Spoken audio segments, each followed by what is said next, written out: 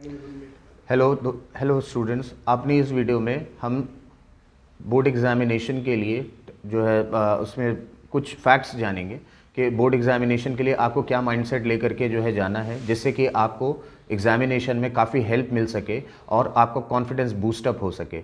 उसके लिए कुछ फैक्ट्स हैं जिनको हम इस वीडियो में जानेंगे। पहला फैक्ट है कि टाइम लिमिट जो आपकी है, जैसे आपको पता है कि एग्जामिनेशन को लिखने का जो टाइम ड्यूरेशन है वो 3 आवर्स है। उससे पहले आपको 15 मिनट्स रीडिंग टाइम दिया जाता है। रीडिंग टाइम में आपको करना क्या है कि सबसे इंपॉर्टेंट स्लॉट वही होता है 15 मिनट्स। उस 15 मिनट्स में आप अपना जजमेंट बनाते हो, अपना जज करते हो आप एग्जामिनेशन को कि आपको एग्जाम में लिखना कैसे है, क्या उसका तरीका होगा।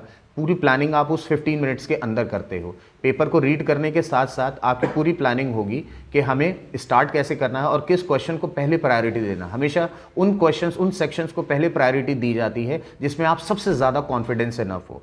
तो इसीलिए हर 3 घंटे के स्लॉट को लिखने के लिए आपको 15 मिनट्स का ड्यूरेशन दिया गया। इसका मतलब 1 घंटे में आप कितना क्या लिखने वाले हो उसके लिए आपको सोचने के लिए वो 5 मिनट दिए जा रहे हैं। दूसरा पार्ट है कि अब जैसे दूसरा फैक्ट आ जाता है कि हमारा जो एग्जामिनेशन है वो आप 3 घंटे का भले आप राइटिंग सेक्शन लेकर के चलते हो, बट वो ड्यूरेशन हमारा 2 आवर्स 45 मिनट्स का होना चाहिए। यानी लास्ट के 15 मिनट भी आपको अपने लिए बचा करके रखने होंगे, जिसमें आप ये देखोगे कि जो आपने लिखा है उसको आपको रिविजन के लिए प्रॉपर टाइम स्लॉट आपको मिल सके।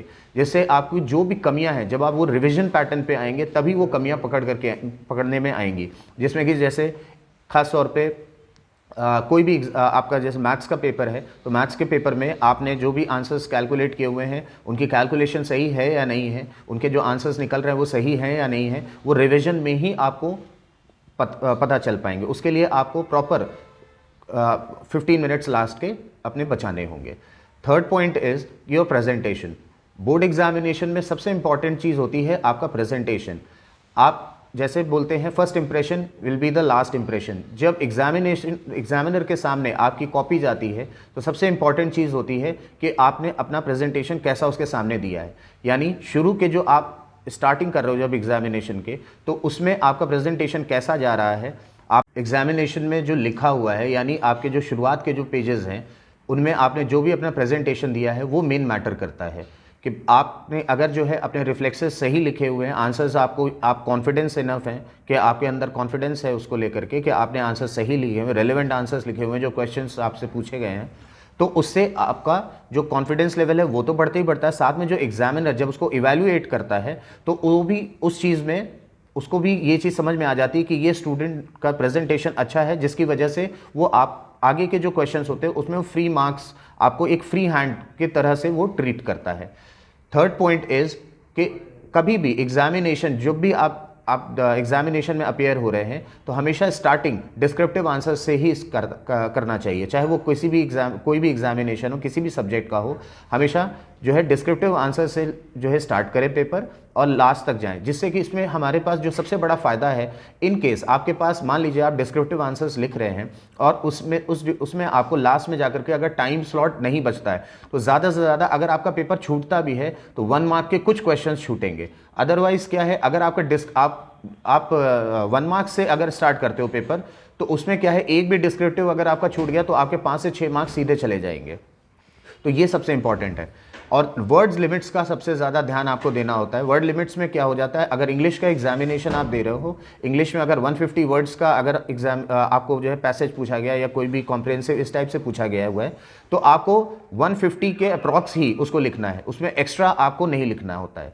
क्योंकि अब इसकी काउंटिंग कैसे करें, एग्जामिनेशन में भाई आप काउंट तो कर नहीं सकते, तो ऑन एन एवरेज एक नॉर्मल तरह से हमें क्या करना होता है कि उसके हमारे एक लाइन में 10 वर्ड्स हमारे आते हैं, ठीक है। तो उस हिसाब से हम इसको कैलकुलेट करते हैं।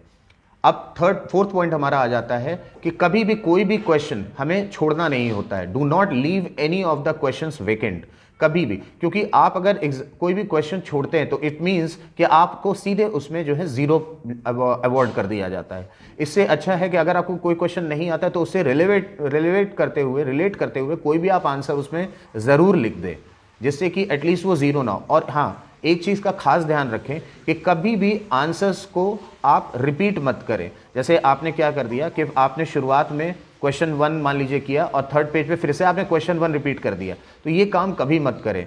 इससे क्या हो जाता है कि आपने चाहे जान करके या अनजाने में आपने रिपीट तो ज़रूर किया, लेकिन वो आपकी वहाँ पे आप पकड़ लिए जाओगे। एग्जामिनर आपको जो है जज कर लेगा, क्योंकि हमारे में आपने देखा होता है कि जैसे शुरुआत में हमारे केजिंग होती है। केजिंग में क्या हो जाता है, क्वेश्चन 1 से लेके क्वेश्चन 30 तक 40 तक जितने भी क्वेश्चंस हैं उसमें हम मार्क्स जो है अलॉट करते हैं। एग्जामिनर आपको मार्क्स अलॉट करता है। जैसे आपने क्वेश्चन 1 किया तो उसमें जो भी मार्क्स आपके मिले वो उसने अवॉर्ड कर दिए वहाँ पर। तो अगर आप एक ही क्वेश्चन को 2 बार रिपीट कर देते हो तो वहीं से आप उसमें पकड़ जाओगे। आप ये ज़रूर कर सकते हो कि जैसे आपको क्वेश्चन 5th नहीं आया तो क्वेश्चन 5th में आप वो क्वेश्चन नंबर डाल करके आंसर मान लीजिए उसका नहीं आ रहा है तो आंसर आप कोई भी लिख सकते हो, ये कर सकते हो आप। जैसे भाई 1 मार्क का है तो, लेकिन ये है कि 5th में आप 1 मार्क का अगर है तो 1 मार्क के हिसाब से ही करिए, आप उसमें 4 मार्क्स का नहीं कर सकते या 3 मार्क्स का नहीं कर सकते। लास्ट हमारा फैक्ट है कि सेट ऑफ क्वेश्चन पेपर, जो आपको क्वेश्चन पेपर्स मिलते हैं वो हमारे 3 सेट होते हैं ABC के फॉर्मेट पे, और लगभग जो तीनों के जो क्वेश्चंस होते हैं वो एक ही जैसे होते हैं, बस उसमें क्वेश्चंस की शफलिंग कर देते हैं। शफलिंग के दौरान हमें ये ध्यान देना होता है कि जो आपको स्लॉट मिल रहे हैं और क्वेश्चन पेपर जो आपकी कोडिंग होगी वो कोडिंग आपको अपने आंसर स्क्रिप्ट में भी मेंशन करनी होती है। इसी में सब एक और बात मैं ऐड ऑन करना चाहूँगा कि आपके जो भी सब्जेक्ट हो, खासतौर पे जैसे फिजिक्स है, केमिस्ट्री है, ठीक है, इन जैसे सब्जेक्ट्स में जहाँ पर भी आपको डायग्राम की नेसेसिटी आती है तो डायग्राम्स को ज़रूर आप बनाएं। डायग्राम्स को बनाने के बहुत से फ़ायदे हो जाते हैं। इनमें क्या है कि अगर आप जैसे मान लीजिए आंसर्स आपको नहीं भी आया, इन केस आपने उससे रिलेट करता हुआ डायग्राम बना दिया तो एग्जामिनर वहाँ पे कुछ ना कुछ आपको मार्क्स ज़रूर जो है अलॉट करता है। तो इसलिए कोई भी क्वेश्चन कभी मत छोड़ें। और दूसरी चीज़, अगर आपको पता है कि इस टॉपिक में पर्टिकुलर डायग्राम है तो उस डायग्राम को ज़रूर जो है बनाएं।